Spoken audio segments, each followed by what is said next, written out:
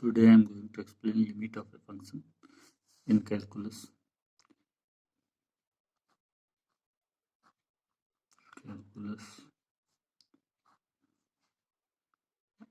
Welcome to my channel Mathematics Rose.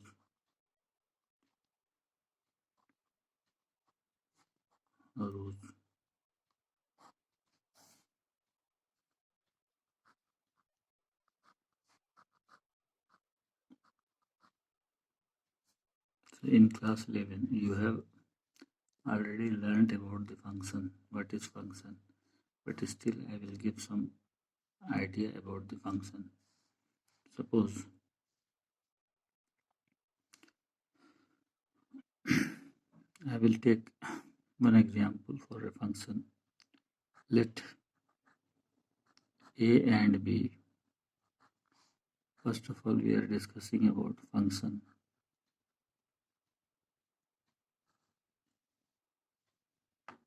Function is always of some variable.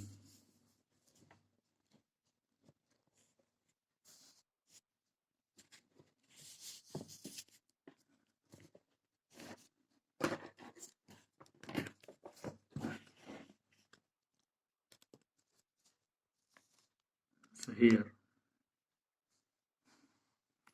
let a and b be the two non-empty sets. Non-empty sets. You know, set is a well-defined collection of elements. Empty set is such type of set in which there is no element. So here is a non-empty sets a and b, and I am taking a is equal to 1, 3, 5, 7, and b I am taking other 1, 9,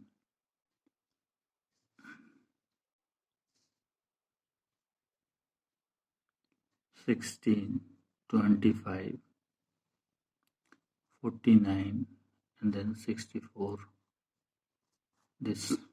So here the cardinal number of a means number of the element of a is 4, and the number of element of b is how much? 1, 2, 3, 4, 5, 6. So this, if we will make the Cartesian product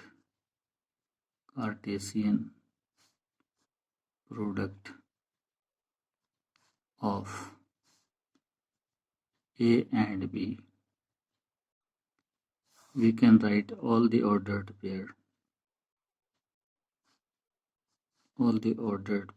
Suppose x comma y, where x belongs to a and y belongs to b. Ordered pair means in which order is important. The pair of the two number in which order is more important. So here I am finding the Cartesian product of a and b. 1, 3, 5, 7 cross 1, 9, 16, 25, 49, and 64. Now I am writing all the ordered pair. 1, 1, then 1, 9, and 1, 16, 1, 125, 149, and then 164, and then 3, 1, 3, 9, 3, 16, 3, 25, 3, 64, 349, and then 364. Then 5, 1, 5, 9, 5, 25, then 5, 49, then 5, 64. When I have left over here 5, 16. Then I will write 7, 1, 7, 9, 7, 16, then 7, 49, and then 7, 64. This is 64. 764. So here is 1, 2, 3, 4, 5, 6. So 1, 2, 3, 4, 5. Again here it is missing. So 7 and 25. So here I am writing. So these are the total 1, 2, 3, 4, 5, 6, 7, 8, 9, 10, 11, 12, 13, 14, 15, 16, 17, 18, 19, 20, 21, 22, 23, 24. So number of ordered pairs will be A cross B. So total number of ordered pairs equal to number of element of A. Here I am writing number of ordered pair is equal to here 24, and C number of element of A into number of element of set B. So it is 4 and it is 6, so 24. So both must be same. So this is the Cartesian product rule, also property of the Cartesian product. So here see, relation is called, suppose 1, 1. So 1, 1 and 1. It is an ordered pair. So in which there is a relation between 1 and 1. And if we will take 3, 9, 3, 9 ordered pair. So there is a relation between 3 and 9. And what is the relation? Suppose this is x and this is y. So there is a relation between x and y. Means first element of the ordered pair with the second element of the ordered pair. And this relation is y is 1 square is equal to 1, 9 is equal to 3 square, and then here 5 I am taking, then 25. So 5 is related with 25. It means that 25 is equal to 5 square. And then 7, 49. So 7 is related with 49, and this relation can be written as 49 is equal to 7 square. So here there are such a relation, and if we will take 2 to represent a set,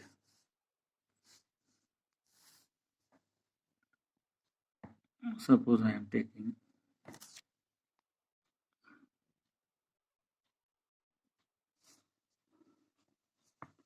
set A is denoted by the first circle, oval type of shape, and second set B.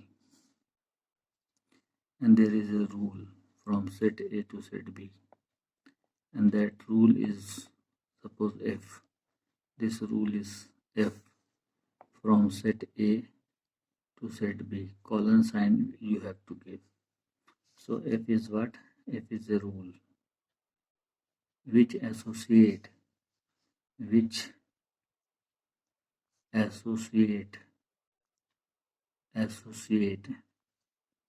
all elements of first set A, all elements of A to the unique Unique means one and only one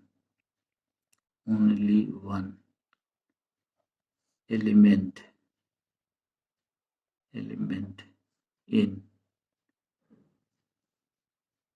set B. Then F, the rule, is called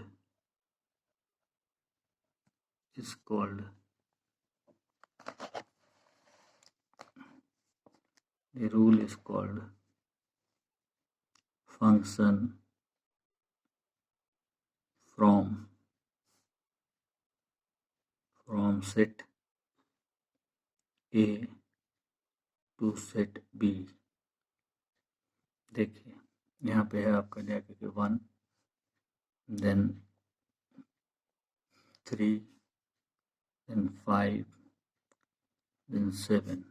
यहाँ पे आपका है 1, 9, then 16, then 25, then 49, then 64. So 1 is related to this one, okay, and 3 is related to 9 because the square of 3 is 9. 1 square is 1 and 5 square is 25, and here 7 square is, suppose it is 49. So this relation, suppose here is a relation, and relation is what? 1, 1, and 3, 9, and then 5, 25, 7, 49. So we see for all the elements of A, 1, 3, 5, 7, there is a unique element in set B, means single element in set B. So here for this one, the unique element is 1. This unique element is 1. So this is called image of 1. And this is called pre-image of 1.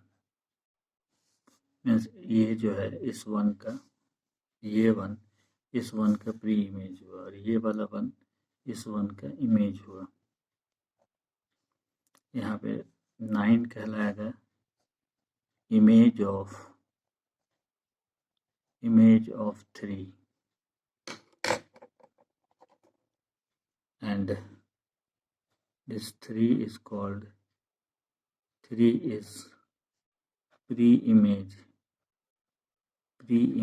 of 9. 25 कहलाएगा image of 5, and 5 is called pre-image of 25. Similarly, 49 is image of 7, and 7 is pre-image of 49. So here 5 is pre-image of 25, 7 is pre-image of 49, and here are some extra element. But for the function, so this relation is a function. This relation is a function. Why? Because is a function. Suppose function is denoted by f and f a to b. This is the function, and this relation, suppose we will denote all the element of a by x and all the element of b by y. So y is equal to, just see, y is equal to x square, because here if we will take here, this is x and this is y. So what is the rule between them? Here is x square. So if x is taken 1, y is equal to 1 square, so 1. If x is taken 3, then y is equal to 3 square, so it is 9. Similarly, x is equal to, when 5, it is not given 4 here, then y is equal to 5 square, means 25. And if x is equal to 7, y is equal to 7 square, means 49. So it means that these are the pre-image, these are the images. Okay. So now you see that here the function y can be written as x square, and y can also be written as, it is the function of x, and where x is what? X is variable. X is variable because x changes, and when x changes, y also changes. X changes, y also changes. So here x is called independent variable, but y is called dependent variable.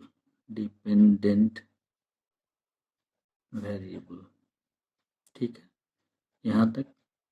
यहाँ पे देखिए, ये आपका relation या is the subset of Cartesian product. So every subset of the Cartesian product of two sets is called a relation, but the function is a special type of relation in which for all element of one set there is a unique element in the second set. For one set, for each element or one element of the first set, there will be no two image in the second set. So now here you see here domain of this function a to b is equal to set A. Set ए के elements को domain कहेंगे. So 1, 3, see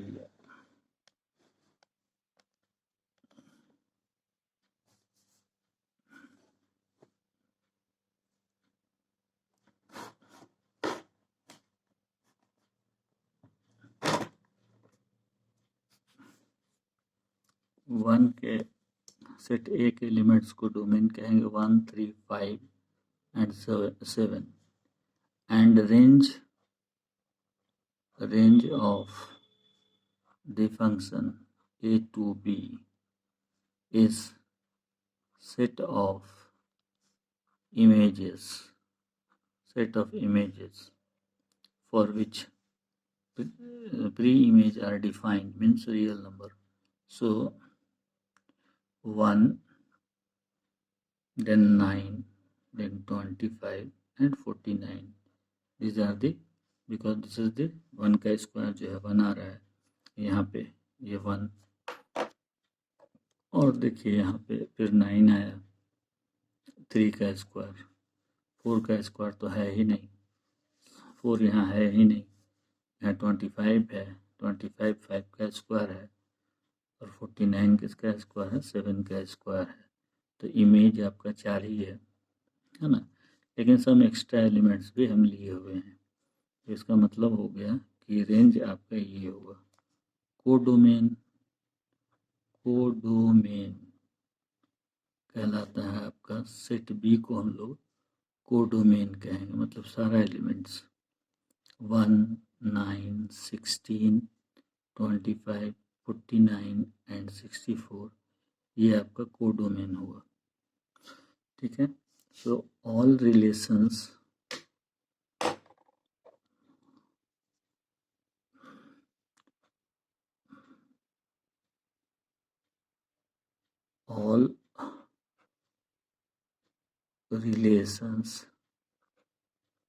relations are not, all relations are not,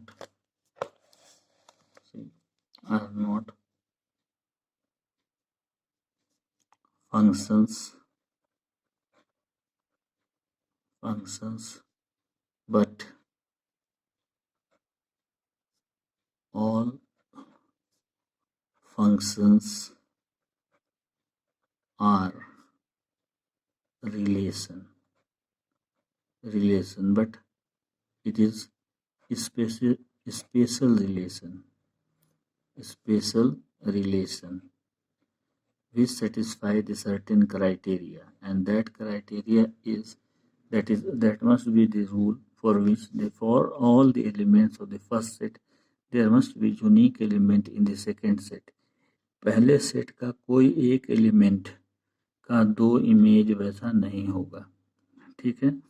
हाँ, पहले set का दो element का एक image हो सकता है, ऐसा होगा, और पहला सेट का सारा एलिमेंट का इमेज होगा। ऐसा नहीं है कि पहला सेट में कोई ऐसा एक्स्ट्रा एलिमेंट आए जो छूट जाए। जैसे मान लें अब हम लोग आ जाते हैं तो फंक्शन का जनरल आइडिया आपको मिल गया है। अब हम लोग नेक्स्ट टॉपिक में आ जाते हैं।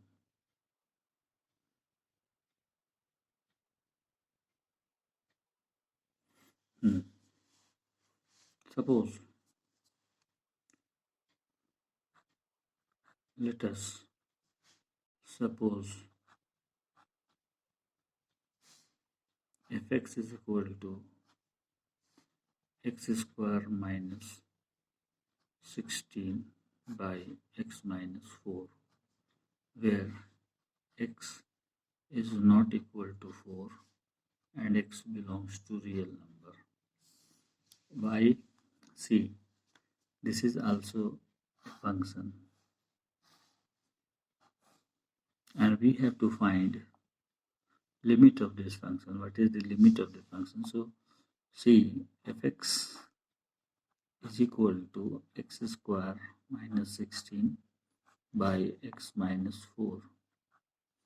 If we put x is equal to 4, then we get f4 is equal to 4 square minus 16 upon 4 minus 4. So 16 minus 16 upon 4 minus 4. So it is cancelled out. So 0 by 0. So it is meaningless term, meaningless number, or it is also called indeterminate form, because इसका जो है value नहीं निकाला गया है maths में। जैसे 0 to the power 0, इसका भी वैल्यू नहीं निकाला गया है। जैसे इन्फिनिटी टू द पावर 0, जैसे 0 बाई 0, जैसे इन्फिनिटी बाई इन्फिनिटी, जैसे infinity to the power infinity, इस तरह का आ रहा है जिसका कि मैथमेटिक्स में अभी वैल्यू नहीं निकाला गया है। इसका मतलब है कि 0 by 0 does not belongs to the set of real number or for real number, and real numbers lies between minus infinity is less than x and x is less than plus infinity, and minus infinity का मतलब क्या है? Infinity का मतलब हो गया plus infinity का, जिसके बारे में हम लोग सोच नहीं सकते हैं। largest number beyond our imagination, beyond our imagination।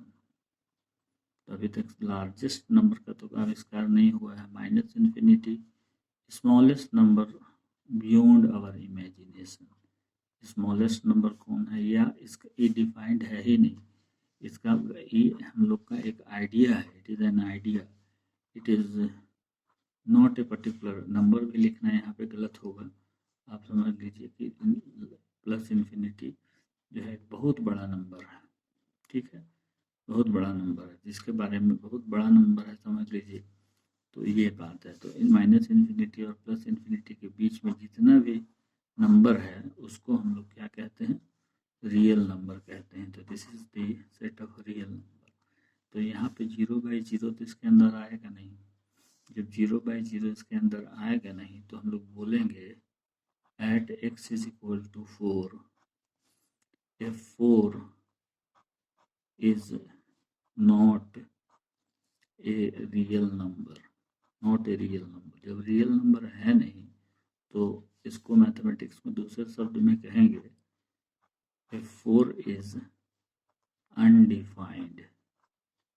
Undefined, जब ये अनडिफाइंड है तो F4 का वैल्यू भी नहीं निकला जा रहा है।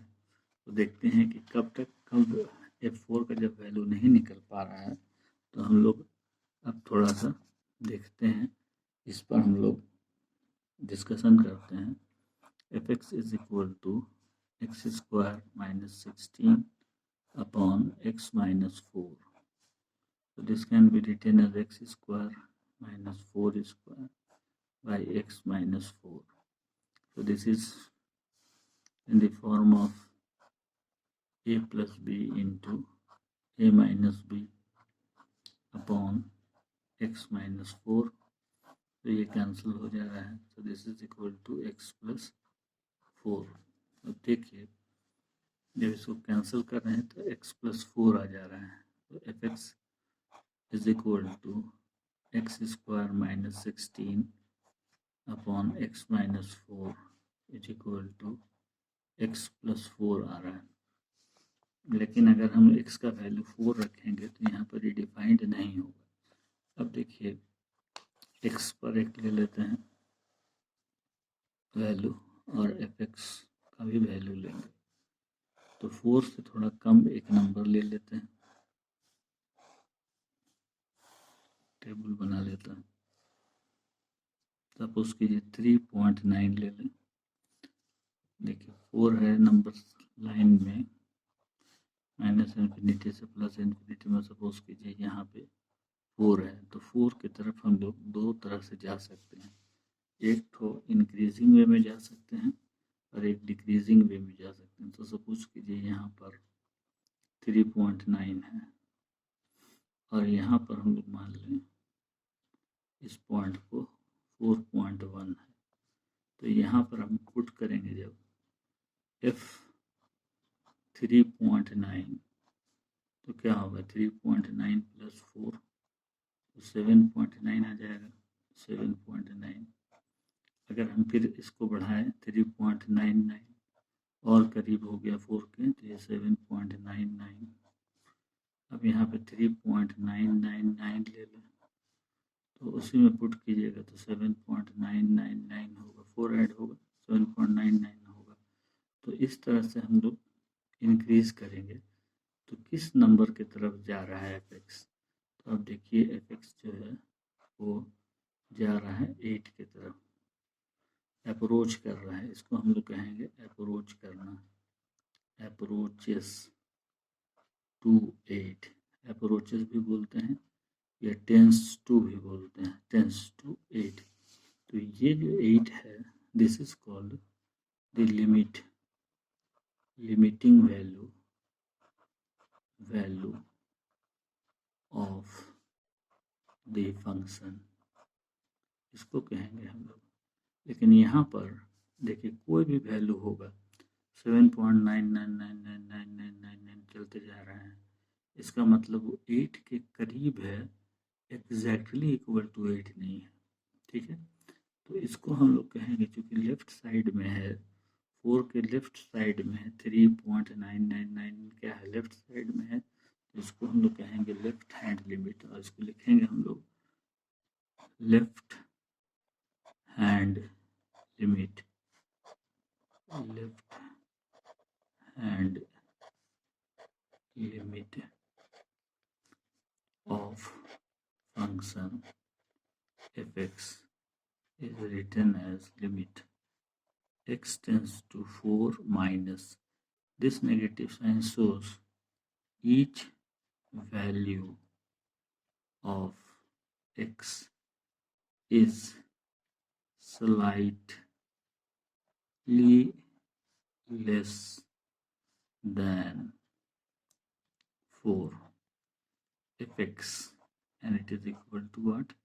It is equal to 8 coming, and this is the notation. It is left hand limit, it is the notation. और दूसरा भी नोटेशन है, संकेत है लिमिट का, एल टी लिखते हैं, capital L, small t x tends to 4 minus f x, it is equal to 8। इसका मतलब क्या होगा कि limiting value of the function जो है यहाँ पर लेफ्ट हैंड लिमिट ये होगा। लेकिन अब हम लोग दूसरी तरह से भी एक्सप्लेन करेंगे। सो एक्स और एफ एक्स ले लें, वही सेम हम लोग का एफ एक्स जो है यहाँ पे सिंप्लीफाई करके x प्लस 4 आया था। अब हम यहाँ पे 4.1 लेंगे, तो f 4.1 is equal to 4.1 plus 4, it is equal to 8.1, so it is 8.1। अब यहाँ पे देखिए कि अगर 4 यहाँ पे है और यहाँ पे है आपका 4.1 यहाँ पे है, तो जैसे जैसे हम लोग इधर आएंगे वैल्यू घटेगा, नंबर लाइन में वैल्यू जब घटेगा तो यहाँ पर मान लेते हैं और नज़दीक आएंगे तो 4.01 ले लें। तो जब 4.01 लेंगे तो 4 और डिक्रीज करें तो यहाँ पर आ जाएगा 8.01, फिर 4.001 लेते हैं तो ये 8.001 होगा। इसका मतलब यहाँ पर ही क्या हो रहा है, x डिक्रीज कर रहा है, x डिक्रीजेस और डिक्रीजेस टू 4 की तरफ डिक्रीज कर रहा है। और तो यहाँ पे एफ एक्स जो है कहाँ जा रहा है, एफ एक्स का वैल्यू अप्रोच कर रहा है यहाँ पर 8 के करीब, लेकिन हर वैल्यू 8 से थोड़ा ज़्यादा है। इसका मतलब साफ है कि यहाँ पर x, यहाँ देखिए x का वैल्यू 4.1 माइनस 4 अगर करेंगे तो 0.1 आएगा। अब यहाँ पर 4.01 माइनस 4 करेंगे तो 0.01 आएगा। यानी अगर 4.001 कर लेंगे, माइनस 4 करते हैं तो 0.001 आ रहा है। ये सब सारा वैल्यूज आ रहा है डिफरेंस, और ये भी डिक्रीज कर रहा है। ये सब वैल्यूज को हम लोग h very small positive number बोलते हैं। Small, very small positive number आएगा और वहाँ पे इसको हम लोग h से रिप्रेजेंट करेंगे। और यहाँ पे देखिए, तो यहाँ पे जो लिमिट आया है, यहाँ पे देखिए हर वैल्यू जो है 8 से थोड़ा बड़ा है, ठीक है। तो ये कहलाएगा आपका right hand limit of the function and denoted as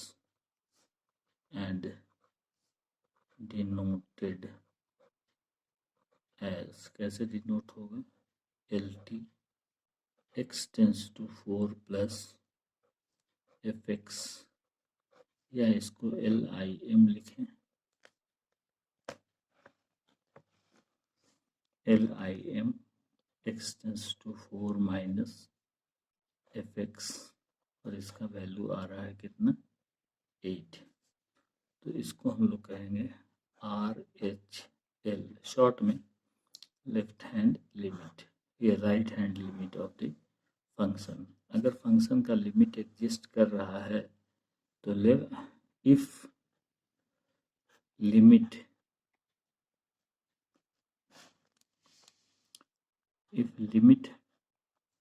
of the function exist मतलब lies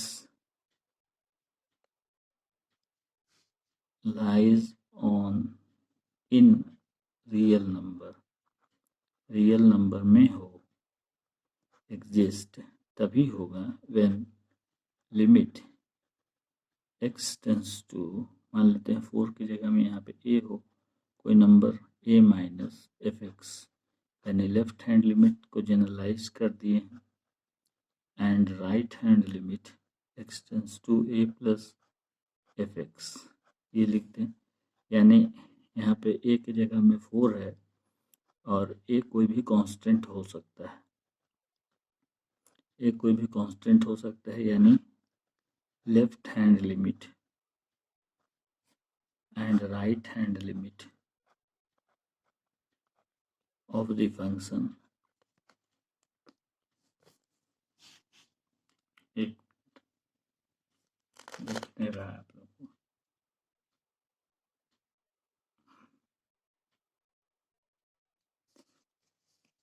right hand limit of the function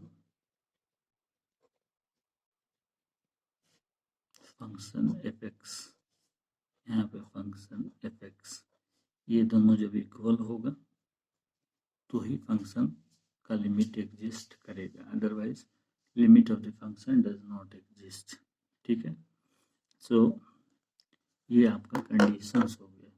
अगर क्वेश्चन में ये पूछता है कि whether the limit of the function exist or not, तो हमको दिखा देना है कि left hand limit of the function और right hand limit of the function exist कर रहा है या नहीं, यानी दोनों बराबर है और रियल नंबर दे रहा है, देन एग्जिस्ट कर रहा है। अब यहाँ पे आप लोग को एक चीज़ डिस्कस कर दें कि जब देखिए x का वैल्यू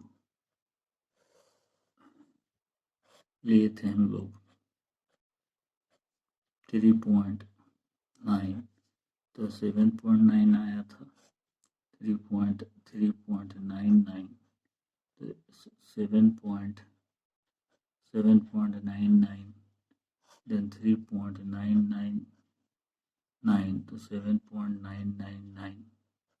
इस केस में भी x fx अप्रोच कर रहा था, fx अप्रोचेस टू 8, और यहाँ पर x अप्रोच कर रहा था किधर, x अप्रोच कर रहा था 4 की तरफ, यानी x टेंस टू 4। यहाँ पे एरो का मतलब हो गया क्या, एरो का मतलब हो गया approaches to, arrow means approaches to,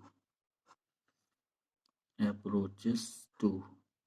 तो यहाँ पे x 4 की तरफ अप्रोच कर रहा था, लेकिन अगर यहाँ पे 4 माइनस 3.9 करें तो 0.1 आएगा, 4 माइनस 3.99 करें तो 0.01 आएगा, 4 minus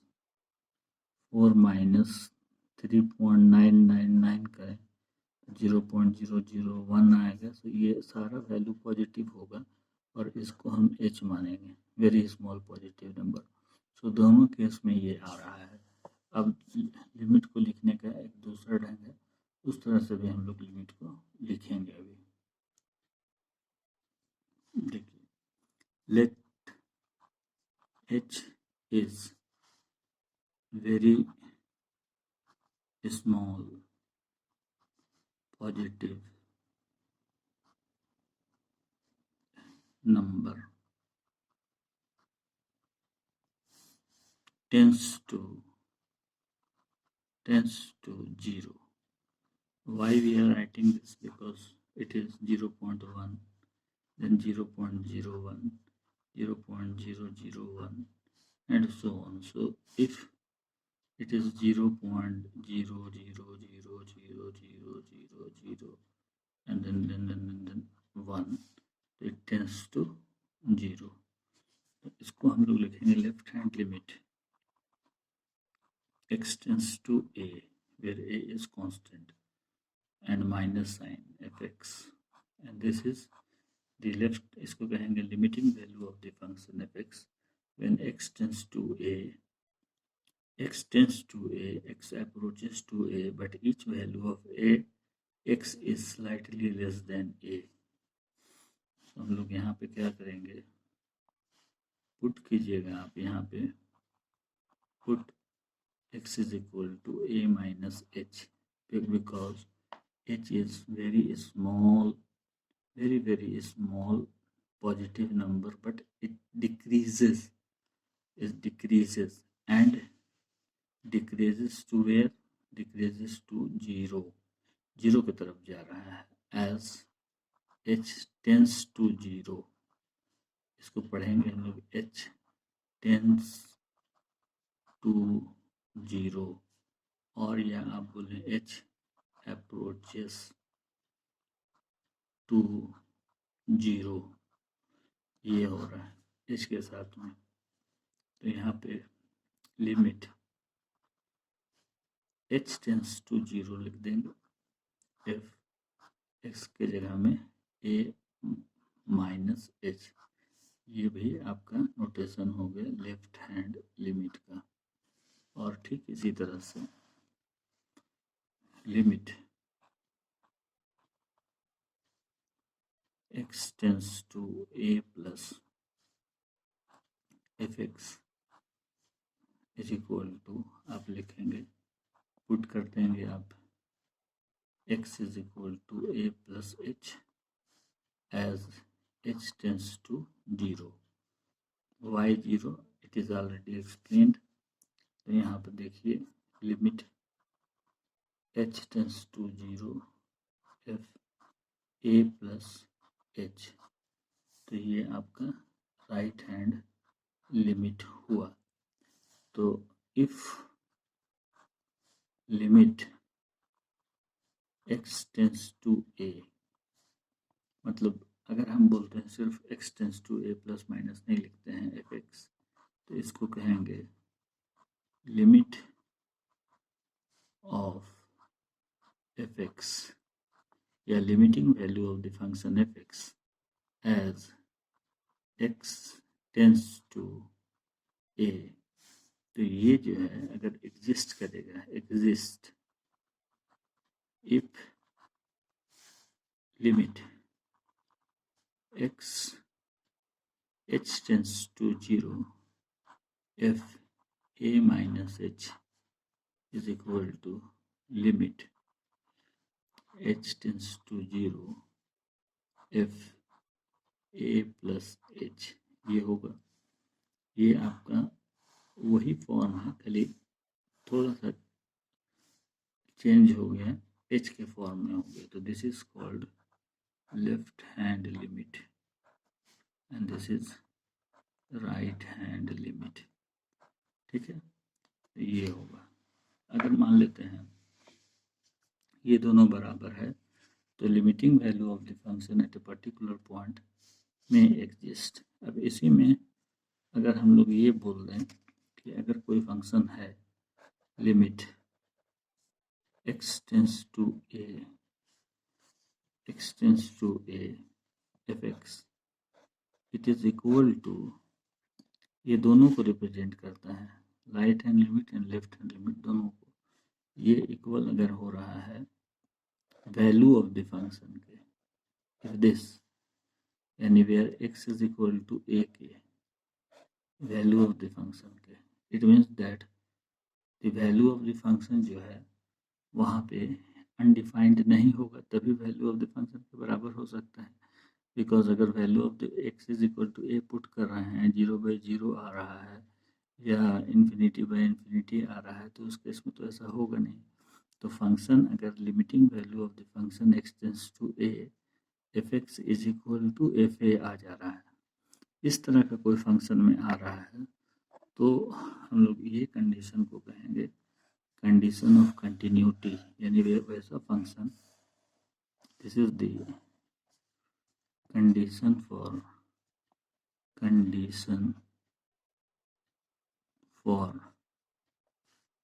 continuous function,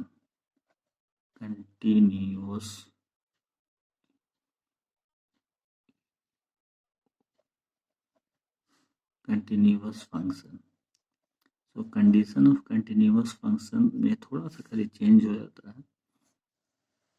condition of continuous function में कोई भी फंक्शन होगा, उस फंक्शन का कंटिन्यूअस फंक्शन में थोड़ा सा हम लोग चेंज करके लिख देते हैं।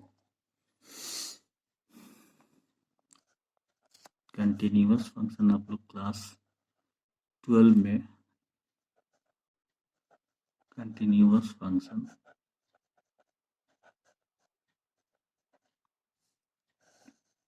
कोई फंक्शन ले लें, एफ एक्स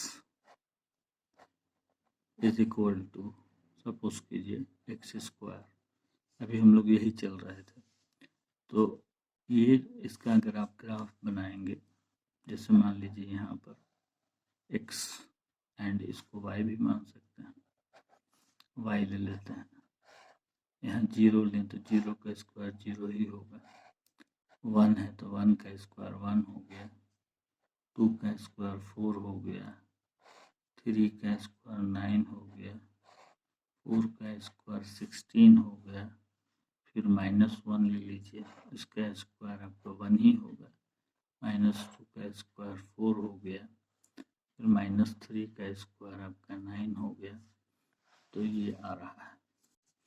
तो अगर हम इसका ग्राफ बनाते हैं, यहाँ पे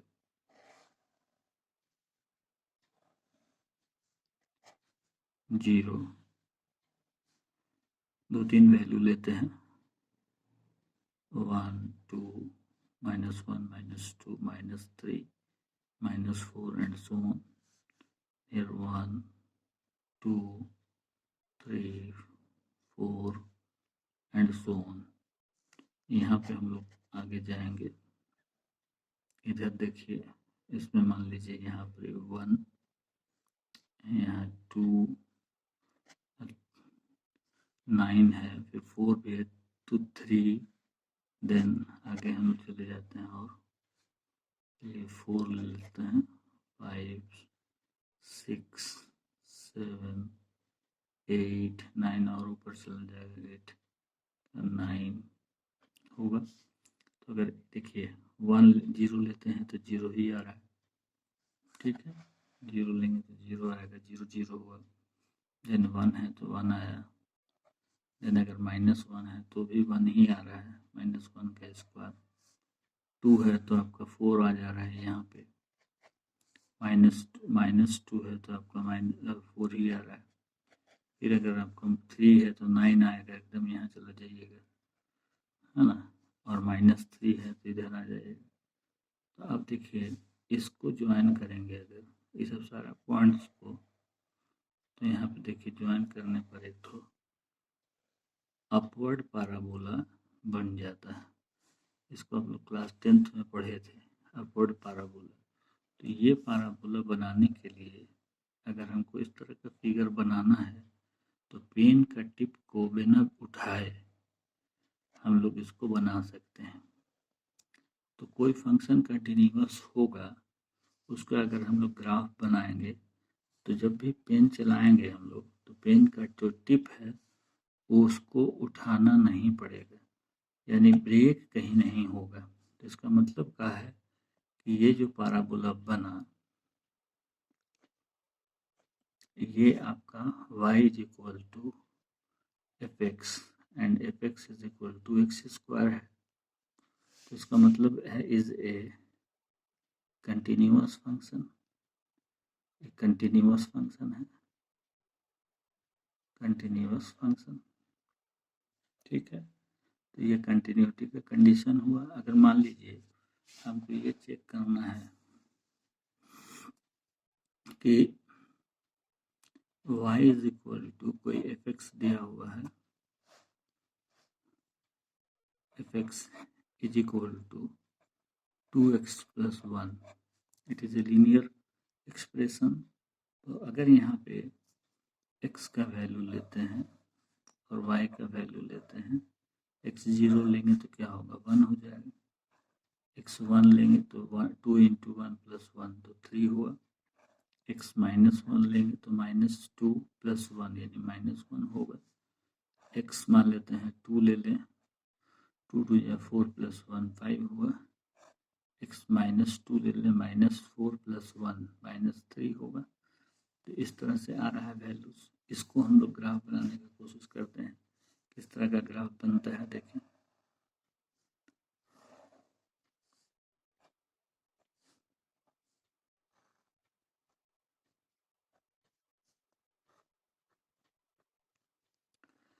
यहाँ पे 1 2 3 4 5 and so on, -1 -2 -3 -4 -5 and so on, then 1 2 3 4 and then 5, then here -1 -2 -3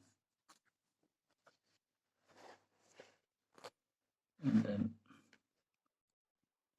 -4 and so on. So here x is equal to 0, then y is equal to 1. तो ये पॉइंट हुआ 0 1 and 1 3.